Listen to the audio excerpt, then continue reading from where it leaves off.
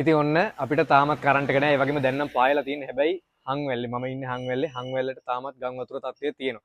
ඉතින් ගම් වතුර තත්ත්වය පහව ගියත් ඒ මිනිස්සුන්ට ටික කාලයක් යනකොට තමන්ගේ සාමාන්‍ය ජීවන රටාවට හුරු වෙන්න ඉතින් මට ඔයගලන්ට කියන්න තියෙන්නේ ඒ කාලෙත් අපි මේ මිනිස්සුන්ට උදව්වක් කරමු. ඉතින් මම අද කෑම ටිකක් හදලා බෙදනවා.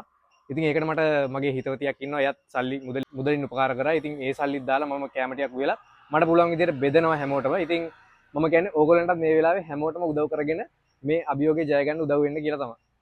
ඔයාලට මං හදපු කෑම ටික මේ කොහෙන් හරි මං දාලා තියන්න වීඩියෝ එකේ ඔයාලට ප්ලේ වෙයි මොනවද හදලා තියෙන්නේ ඒ ටික බලා ගන්න පුළුවන්. ඉතින් මගේ අදහස උනේ කන්න දෙන එක මේ මිනිසුන්ට හොඳ රහට බඩ පිරෙන්න කට්ටියකට ගොඩක් දෙනෙක්ට කන්න පුළුවන් විදිහට ඉතින් මම කෑමයි වතුරයි බෙදන්න දැන් පටන් ගන්නවා. ඉතින් මම බෙදෙන එක නම් ගොඩක් දුරට වීඩියෝ එකක් දාන්න එකක් නැහැ. නමුත් ෆොටෝස් වීඩියෝස් ටිකක් පොඩි ක්ලිප්ස් ටිකක් දාන්න නැතුව ලොකු වීඩියෝ එකක් විදිහට නම් මේක හදන්න බලාපොරොත්තුවක් නැහැ මගේ.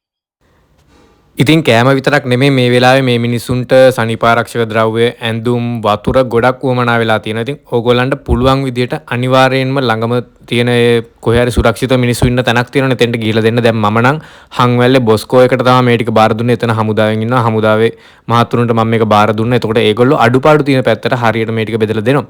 ඉතින් ඔයාලට පුළුවන් නම් ඇඳුම් වතුර සනීපාරක්ෂක ද්‍රව්‍ය අනිවාර්යෙන්ම ගිහිල්ලා මේ වගේ තැන් වලට දෙන්න. මොකද ඒගොල්ලන්ට මේක ඒ වෙලාවේ අනිවාර්යෙන්ම අත්‍යවශ්‍ය දෙයක් තමයි. මම ඕගොල්ලන්ට ආරාධනා කරනවා මේ වෙලාවේ Tamanට පුළුවන් විදියට මේ රටක් විදියට එකතු වෙලා මේ අභියෝගේ ජය ගන්න උදව් වෙන්න කියලා.